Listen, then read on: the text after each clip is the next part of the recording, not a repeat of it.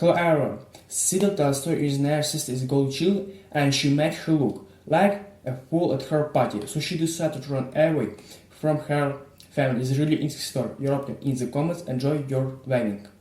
My sister is a golden child. She made me a laughingstock at her party, so I decided to run away from the family.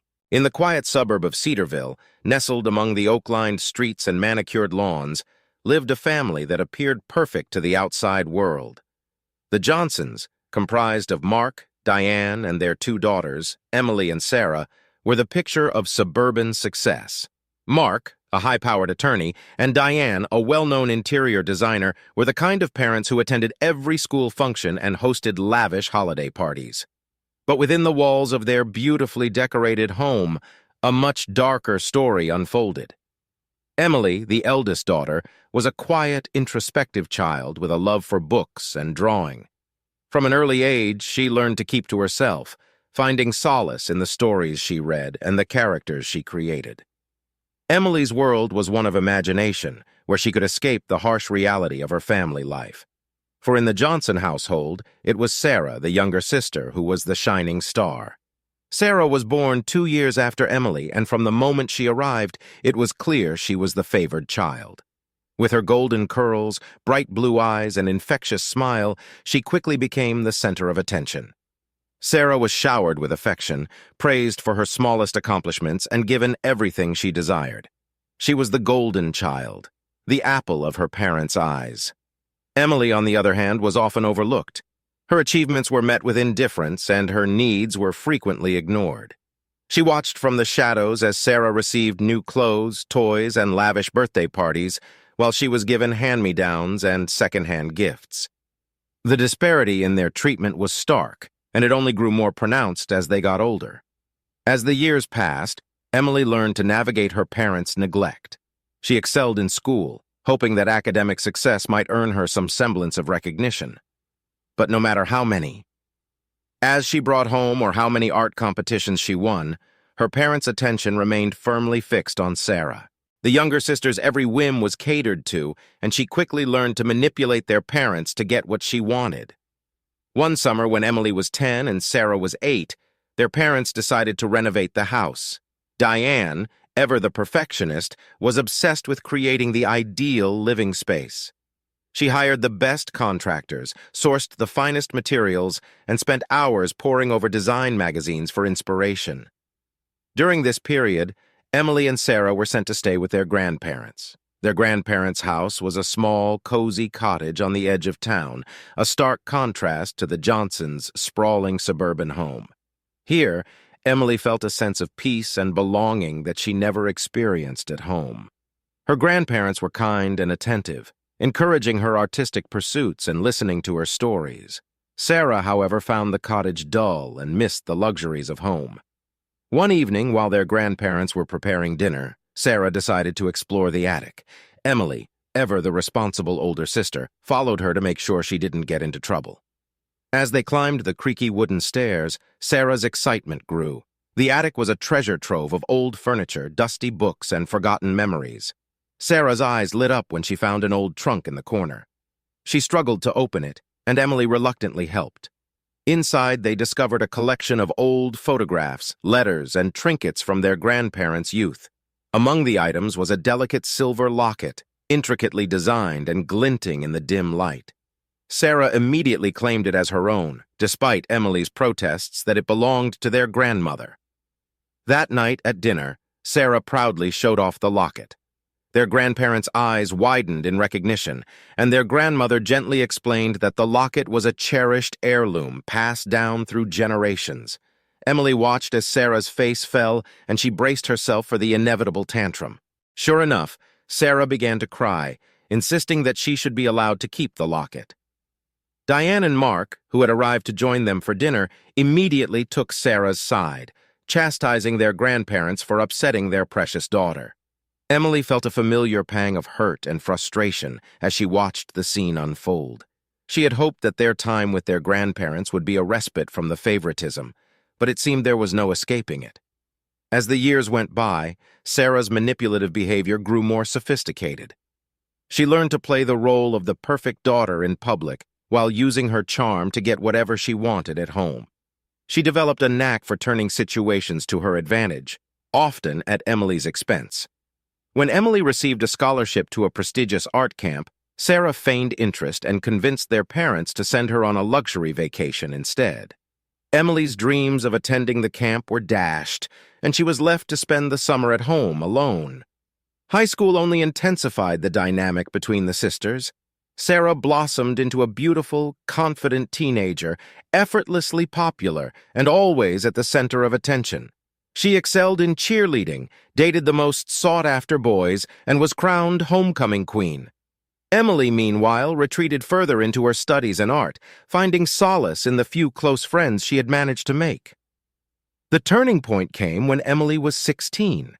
She had been working tirelessly on a portfolio for an art scholarship that could potentially secure her a place at a prestigious college. One evening, while she was out with friends, Sarah threw a party at their house. The party quickly spiraled out of control, and in the chaos, Emily's carefully curated portfolio was destroyed. When Emily returned home and saw the wreckage, she was devastated. Her parents, rather than chastising Sarah for the irresponsible party, berated Emily for leaving her work out where it could be damaged. It was a crushing blow, and it marked the moment Emily realized she could no longer rely on her family for support or validation. Determined to escape the toxic environment, Emily threw herself into her studies even harder. She managed to rebuild her portfolio and eventually earned a full scholarship to a prestigious art school on the other side of the country. The day she left for college was bittersweet. She was excited to start a new chapter of her life, but haunted by the years of neglect and mistreatment. At college, Emily thrived. She found herself surrounded by like-minded individuals who appreciated her talent and passion. She quickly made friends and established herself as a promising young artist. For the first time in her life, she felt truly seen and valued.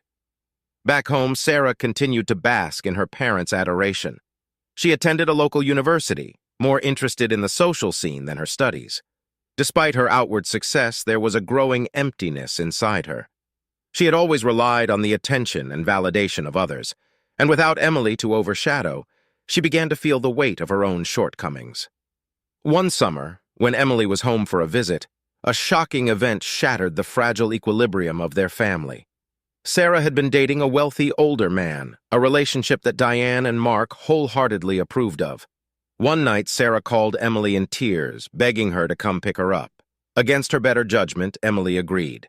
When she arrived, she found Sarah bruised and hysterical. Her boyfriend had become violent during an argument, and Sarah had fled. Emily took her to the hospital, where they learned that Sarah had suffered a concussion and several broken ribs. Despite their strained relationship, Emily stayed by her sister's side, supporting her through the ordeal. The incident forced Diane and Mark to confront the reality of their golden child's life. For the first time, they saw the cracks in the facade they had so carefully constructed. They began to question their choices and the impact they had on their daughters. But for Emily, the damage was already done. She returned to college with a renewed determination to build a life independent of her family's influence. In the years that followed, Emily found success as an artist, her work gaining recognition and acclaim. She built a life filled with meaningful relationships and creative fulfillment.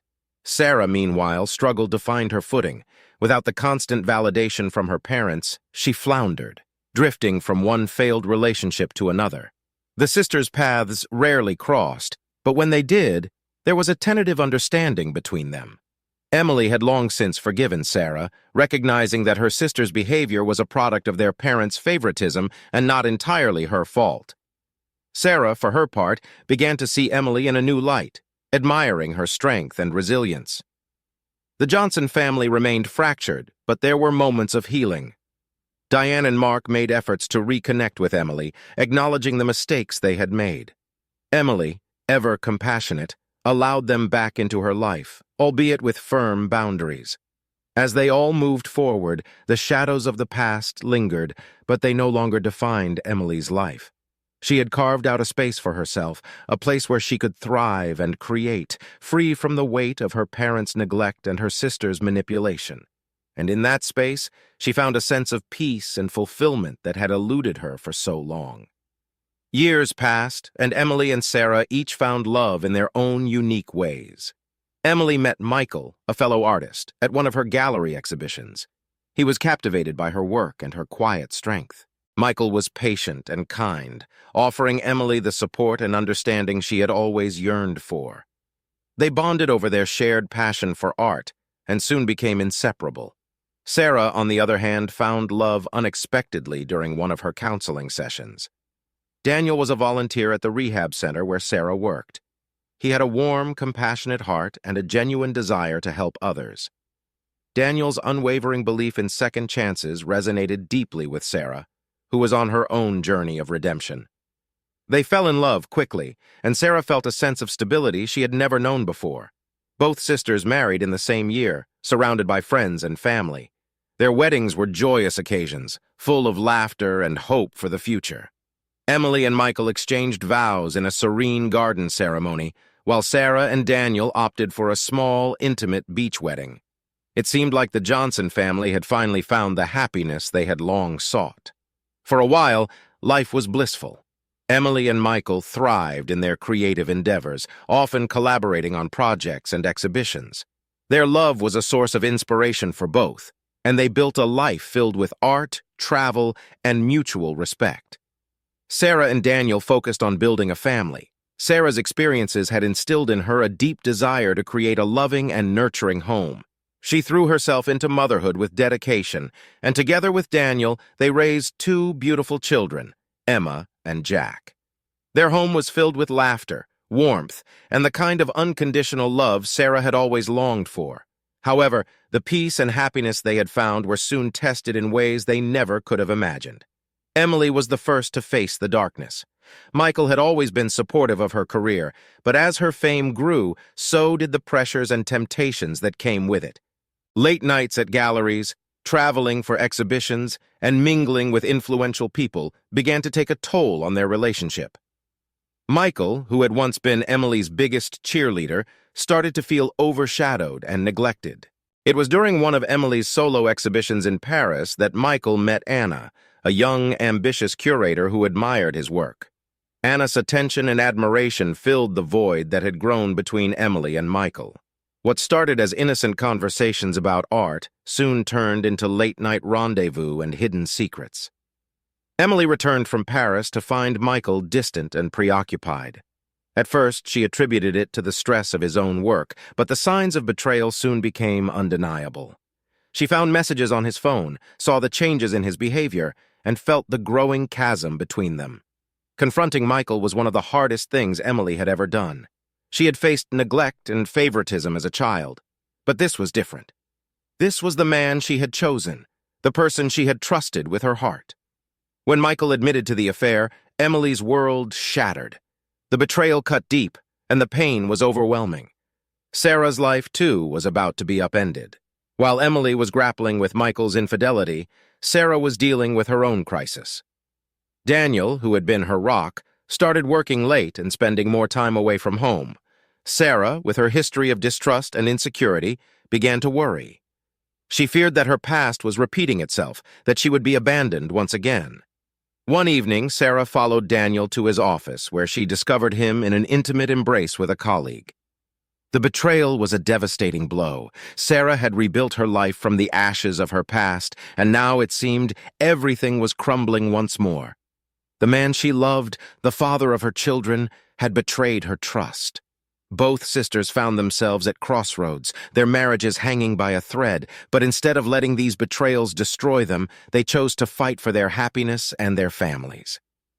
Emily decided to take a break from her career to focus on her relationship with Michael. They sought counseling and worked through the pain and mistrust that had built up between them. It was a long, arduous process, but they slowly began to rebuild their relationship on a foundation of honesty and communication. Michael ended his affair with Anna, and over time he and Emily found their way back to each other. Sarah, too, confronted Daniel about his infidelity. The pain was raw, and the wounds were deep, but Daniel was genuinely remorseful. He realized the gravity of his mistake and was determined to make amends. They also sought counseling and worked tirelessly to repair their relationship. Sarah learned to forgive, and Daniel committed himself to regaining her trust. The path to redemption was not easy. There were moments of doubt, anger, and sadness. But Emily and Sarah drew strength from each other and from the lessons they had learned growing up. They knew that they deserved happiness and that it was worth fighting for. As they healed, both sisters found new depths of strength and resilience. Emily's art took on a new dimension, reflecting her journey through pain and healing. Her work resonated even more with audiences, who saw in her pieces the raw, unfiltered emotions of someone who had faced betrayal and emerged stronger. Sarah, inspired by her experiences, decided to expand her counseling work to include support groups for women who had faced infidelity. She found purpose in helping others navigate the same painful journey she had endured, and it brought her a sense of fulfillment and peace. Years later, the Johnson family gathered once more, this time in a place of genuine happiness and understanding. Emily and Michael had renewed their vows in a private ceremony, reaffirming their commitment to each other. Sarah and Daniel, too, had weathered the storm and emerged stronger, their bond deeper than ever. Emma and Jack, now teenagers, thrived in the loving environment their parents had worked so hard to create. The family enjoyed dinners together, took vacations, and supported each other through life's ups and downs. Emily and Sarah's relationship, once marred by jealousy and resentment, had transformed into a source of strength and support. They were not just sisters, but best friends, confidants who had shared the darkest moments of their lives and come out stronger. The Johnsons, once fractured, had found a way to heal and grow. They had learned that love, trust, and forgiveness were not just ideals but practices that required effort and commitment. They had faced their demons, confronted their pasts, and chosen to build a future based on mutual respect and understanding. In the end, the shadows of their past no longer held sway over their lives. Emily and Sarah had turned their pain into power, their betrayals into lessons, and their struggles into triumphs. They had proven that even the most broken of families could find a way to heal and thrive together. Life continued, with its inevitable ups and downs. Emily and Michael welcomed a daughter, Lily, into their lives, further cementing their bond. Emily found that motherhood brought out a new layer of creativity and inspiration in her art. She painted with a renewed vigor, her canvases capturing the raw beauty and chaos of life. Sarah and Daniel also grew their family, welcoming another son, Noah. Sarah's dedication to her family and her work in counseling brought her immense satisfaction. She felt she was finally living the life she had always dreamed of, surrounded by love and purpose. But life, as they had learned, was never without its challenges. Daniel was diagnosed with a rare autoimmune disease, which turned their world upside down. The once vibrant and energetic man now faced daily battles with his health. Sarah, ever the resilient fighter, took on the role of caregiver with unwavering determination. Emily and Michael, witnessing their sister and brother-in-law's struggle, stepped in to provide support. The families grew even closer, their bond strengthened by shared hardships. They organized fundraisers for Daniel's treatment, and Emily's art became a means to raise awareness and funds for autoimmune diseases. The community rallied around them, and the Johnson family became a symbol of resilience and unity. Their story was featured in local newspapers and magazines, highlighting their journey from a fractured family to one that embodied strength and compassion. In the midst of these challenges, Emily's career reached new heights. She was invited to exhibit her work in a prestigious international art festival. The recognition was a dream come true, and Emily felt a profound sense of accomplishment. Michael and Lily traveled with her, turning the event into a family adventure. During the exhibition, Emily received an offer to collaborate on a major public art project in New York City. It was an opportunity of a lifetime, but it required her to spend several months away from home. Emily was torn between her passion for art and her responsibilities as a mother and wife. Michael, ever supportive, encouraged her to pursue the opportunity. "Well, make it work," he said. "Lily and I will visit you often, and we'll get through this together." Emily took the leap, and the experience was transformative. The project brought her immense joy and fulfillment, and she returned home with a renewed sense of purpose. The time apart had been challenging, but it had also strengthened their relationship, proving that they could withstand anything together. Back in Cedarville, Sarah and Daniel continued to navigate the complexities of his illness. There were good days and bad days, but through it all, they remained steadfast in their love and commitment to each other. Sarah's work with her support groups grew, and she became a beacon of hope for many women facing similar struggles. One evening, as the families gathered for a barbecue at Emily's house, Lily and Noah played together in the yard, their laughter filling the air. Emily and Sarah watched them, reflecting on how far they had come. Hello, it's a really amazing and interesting story. What do you think? Write comment, put like and subscribe to our channel, Instagram and Discord. Good luck!